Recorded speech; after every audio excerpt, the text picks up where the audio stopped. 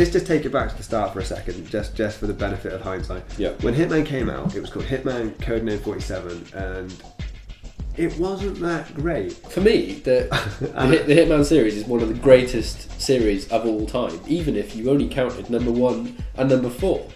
Like, I see the first one as like a cult film, kind of is perceived as. Yeah. So like, it's got a lot of flaws, but there's something you can really like cling on to and love. It's still one of my all-time favourite games, even though I played it recently. I'm like, this is a bit shit, but it's amazing. When you go back to it now, it looks like it should be playing on a Mega Drive. The textures are a bit crap, the dodgy accents. But yo, he bucket. Oh, the voice acting's awful. Welcome, honourable guests.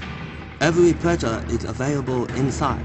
Let me just take your weapons. He gives a very generous tip every time I bring him clean towels. The bit that always got me, that we still laugh about now, is when he goes into the Hitman goes into the hotel and he says, "Hello, Mr. Reaper." That's not a giveaway in any way, is it? You know, his last name's Reaper. And he turns the book around and the Hitman's signing in. He goes out loud, "Ah." Looks like Mr. Wolf is in room 202. At that point, you know, the guy should have gone, "What do you say?" Yeah, it's like, excuse me? I see they're serving breakfast until 2.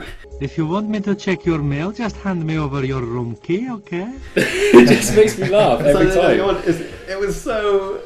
Now, we only think it's weird now because games don't have little errors like that. Not only is he American in China, or in Hong Kong, he's bald and he's like 9 foot taller than everybody. He dresses up in Chinese suits and no one notices. Yeah, he can pass himself off as a very convincing Chinaman. So there you are. Just by putting on a green waiter's uniform. And then he's like, "Where's the whorehouse so I can kill the guy?" And they're like, "Why don't you know? You work here and you're obviously not Chinese."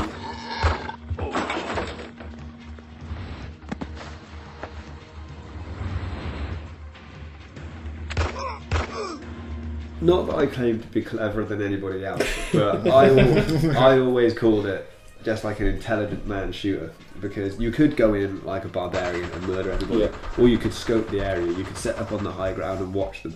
And although with that shitty scope, it was... Changing the lens It was up. like going on rotations. No one has a sniper scope where you put a new lens in. More Doom. There were some classic moments like, Budapest and the Thermal Bath Hotel. A good thing I brought my suit. But that was so difficult because it wasn't a heavily populated game. It's just the AI was so sharp. It even heard you rustle your pistol in your jacket. And they're "He's bugging!" There's no quick saves, there's no quick loads. You know, the levels are so long, they take about an hour to do each. And if you fuck up once and you don't kind of manage to get away with it, it's back to the beginning, and you just have to deal with it. And of course, the trouble with it was there were some levels where it wasn't Hitman anymore. There were the levels like in the jungle. Oh my god! Did you kill the cougar on purpose just to make him go mental? I did kill the cougar, and they all shot me from the mountain tops with their stupid little blowpipes. I got the pig that you're supposed to distract the cougar with. Yeah. I'm running around with a fucking pig under your arm. I couldn't help it. I was like, I'm by the tunnel. The cougar's eating the pig, and it's like. Leg it. Kill that cougar and then just leg it. But then the worst thing about that mission was the end guy. That was Colombia, wasn't it? Yeah, the Colombia missions. You've been working your way up to assassinate this guy, and the only way to kill him is to shoot him with about 3 clips of AK ammo in the head. Come on, show me you got cojones. Yeah, just keep shooting him in the head, and eventually he'll die. And that really spoiled me in that game. But that's why the wasn't first realistic. game flawed, because he is like Scarface. He is the Colombian drug lord. He has his big mountain of coke. Yeah, it's true. And he does the say hello to my little little friend, and he turns around with an M60. Hola, Hancho. Say hello to my little friend. That wasn't Hitman. The basic premise of the game that made it so special was that you could kill people, straight up, kill them, and steal their clothes. It was one of the first games that really made that like at its core. Every game had a disguise, dress as a German, sneak through here, avoid the searchlights. This game, you had to blatantly dress up, get your balls out and walk down the high street and hope that nobody noticed you. And that's what made it, even though it's a bit shoddy now, that's what made it epic, was the fact that you could think on your feet, and if you killed somebody, it wasn't always a bad thing. They spot you, so you plug a bullet in their face. Yeah. But that wasn't the end of the game. So they think, oh no wait, because I could dress up as him now, because no one will miss him. And they might let me in, and you could walk up, and they would. They'd be like, "Oh, Wong Chan, you look different. You look a bit suspicious, yeah. You appear to be American and a lot taller." It's not one of those games where if you fuck up once, that's it, game over.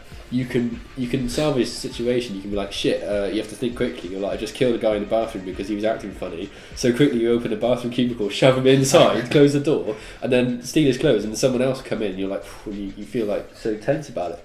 It is about assassination. It's not just killing people for the sake of it. Yeah. You are there for that one purpose, and that's cool.